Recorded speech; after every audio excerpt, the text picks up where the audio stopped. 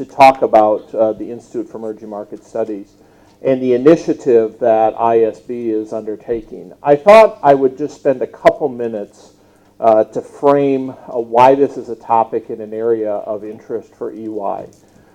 Because we fundamentally believe that working with the world's leading academic institutions around research in and impacting emerging markets is something that we clearly believe helps us in our overall corporate purpose, which is building a better working world.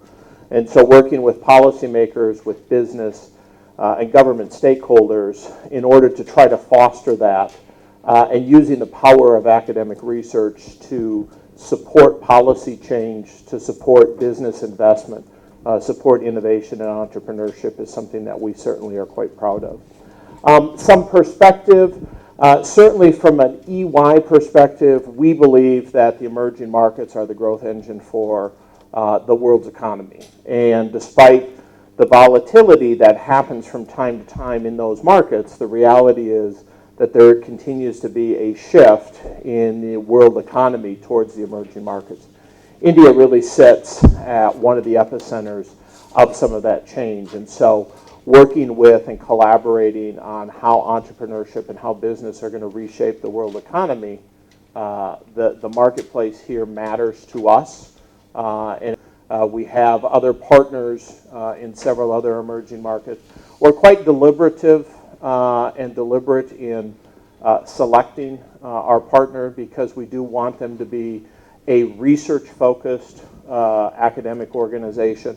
And that's certainly the last day and a half that I've spent with the faculty, the dean, and many who focus in this area. That's clearly something that ISB is aspiring to do. And so it's been a great discussion and a great dialogue and opportunities for us to leverage some of the great faculty that are based here.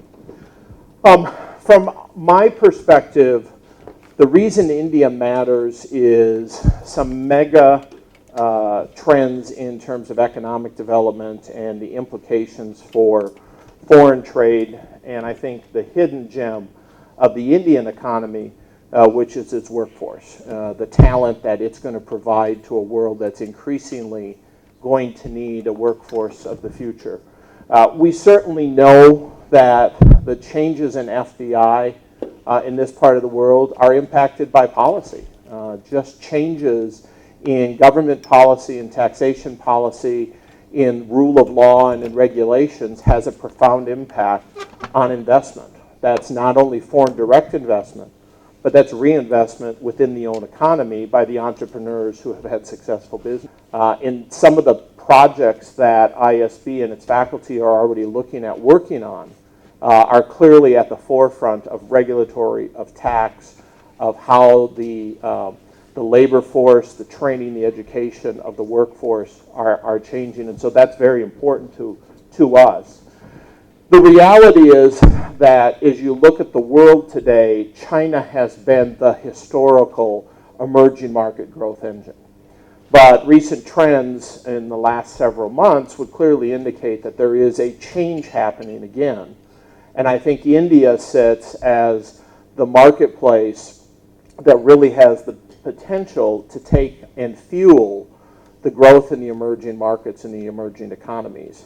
Some of that is because of the unique demographic advantage and opportunity it has.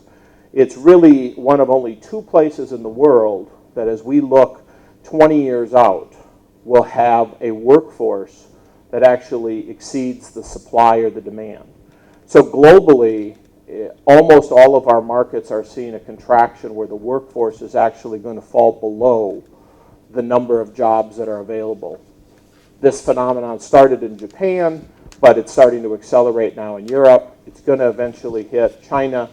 The U.S., absent fluctuations in immigration policy, will go through the same phenomenon. So if you look 20 years out, two places in the world will have the workforce of tomorrow: India and Africa. And quite frankly, the Indian education system and the demographics of the Indian population are better positioned to respond in the next 10 to 20 years to that workforce demand. The biggest challenge, or certainly one of the issues that we're looking at, is our governments, our businesses, and are the academic world doing enough to ensure that the training for the jobs of the future are being done today? Currently, I would suggest globally we are behind, right? And so even though we have marketplaces that have workforce, we don't have them trained in digital. We don't have them trained in the next wave of jobs. And so academic institutions and government policy on education are going to matter, because helping the workforce of tomorrow get the skill sets they need is going to be increasingly important. And so those are the types of things that we've asked the faculty and others to think about. What is the implication on labor market? Regulation. Is the ability for business to make change in their workforce actually sufficient to respond to the speed with which the digital revolution and others are impacting the business world? And so those are some of the topics that certainly we're interested in. The thing that I would keep in mind, and the reason we're so excited about the collaboration with ISB, India is at the top of the list for most marketplaces today in terms of looking for foreign investment. Where companies are starting to look to go is clearly reflected in feedback we get from our clients. And so the relevance of India to the global economy has never mattered more than it does today. And that certainly is what our clients are telling us in terms of where business is going. And I would tell you that some of the statistics, the information in the India Attractiveness Survey that is available for all of you to take away clearly validates. This is a market that matters. This is a marketplace where we know we need to see further investment. And it's a marketplace where policy will matter, where the way business, government, and the workforce come together and collaborate is going to make a difference. And so hopefully through the research that ISB sponsors, the collaboration that EY offers, it can help to address some of those megatrends that are affecting the marketplace. Entrepreneurial spirit is one of the things India is known for. EY has been associated with entrepreneurs globally for over 25 years. India, very proudly, has not only sponsored some fantastic entrepreneurs of the year that have been recognized here in this country year after year, but we've actually had 2 world entrepreneurs of the year actually crowned out of this marketplace. It is, to me, one of the linchpins for driving economic development and creating an environment where entrepreneurial businesses can thrive and grow is something that we certainly expect is going to be a crucial driver for economic growth in this part of the world.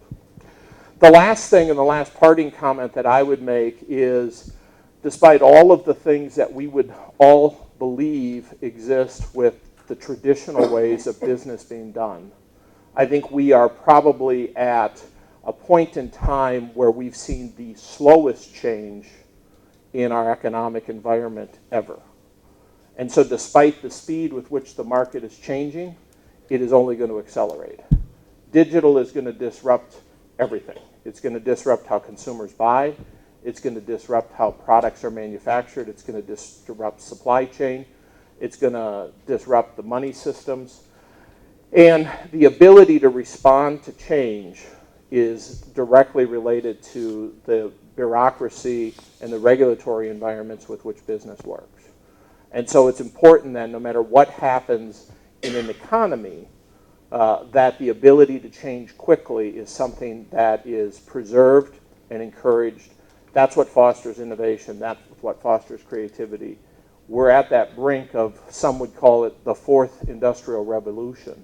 And to me, India is an exciting part of the world for us to certainly see what happens. And I know I'm looking forward to working with ISB and with the business community and the government and policymakers here in order to see how India can contribute to that revolution. So thank you very much, and thank you for joining us in the collaboration with ISB.